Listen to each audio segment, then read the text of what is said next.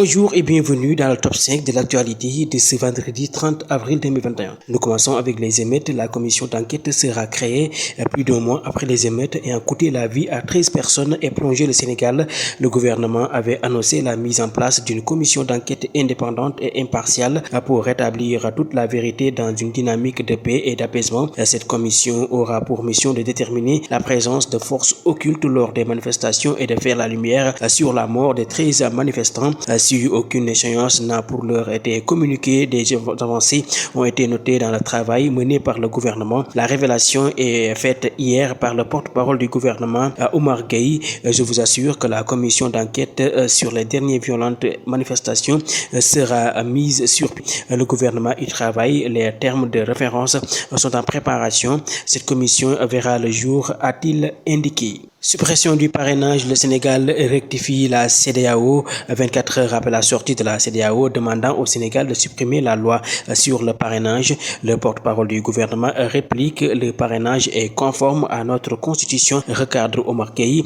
Ce parrainage a été évoqué lors du dialogue politique et a aussi fait l'objet d'une loi à l'Assemblée nationale. Du point de vue de la légalité, le système du parrainage est plus que légal par rapport à notre constitution et pour notre législation, a déclaré M. Oumar Gueye lors de la conférence de presse du gouvernement.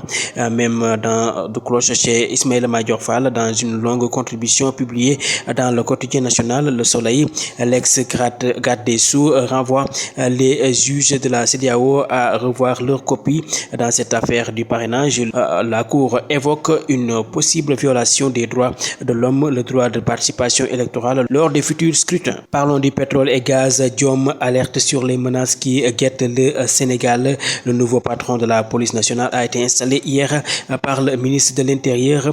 S'exprimant à cette occasion, Antoine Diom a mis en exergue l'importance d'une institution policière forte dotée de moyens d'intervention de dernière génération face aux défis sécuritaires. La cérémonie d'installation du nouveau directeur de la police nationale, l'inspecteur général de la police Seydou Bokar Yag, a eu lieu hier à Dakar. S'exprimant à cette occasion, le ministre de l'Intérieur Antoine Félix Diome a mis en exergue l'importance d'une institution policière forte dotée de moyens d'intervention de dernière génération face aux défis sécuritaires. La réponse face à ces défis sécuritaires ne peut être donc envisagée qu'avec une institution policière forte dotée de moyens d'intervention de dernière génération, a indiqué le ministre de l'Intérieur, selon qui la police nationale fait face à une criminalité multiforme qui est souvent l'œuvre de délinquants aguerris usant de moyens de plus en plus sophistiqués. Sur l'international, en Israël, une bousculade géante fait plus de 40 morts lors d'un pèlerinage juif. Des dizaines de milliers de personnes participaient dans la nuit du jeudi à vendredi à un pèlerinage annuel à Méron pour le plus grand événement public dans le pays depuis le début de la pandémie de Covid-19.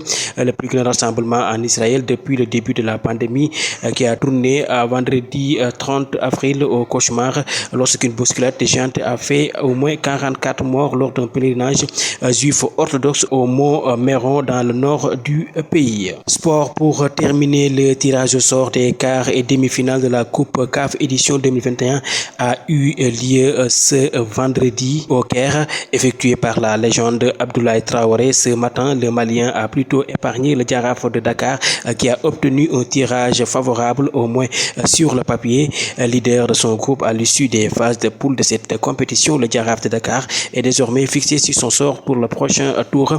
Le club médinois va affronter le Coton Sport de Garoua de Cameroun en quart de finale de la Coupe CAF et constitue le 4e match. Le tirage au sort des quarts de finale qui s'est déroulé ce vendredi au Caire a tenu ses promesses. C'est tout pour le top 5 de l'actualité d'ici et d'ailleurs de ce vendredi 30 avril 2020. Rendez-vous la semaine prochaine.